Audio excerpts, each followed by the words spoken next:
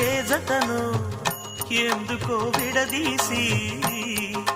వెంటాడి వేటాడు ఆటే ప్రేమ మౌనముతో మనసుని శృతి చేసి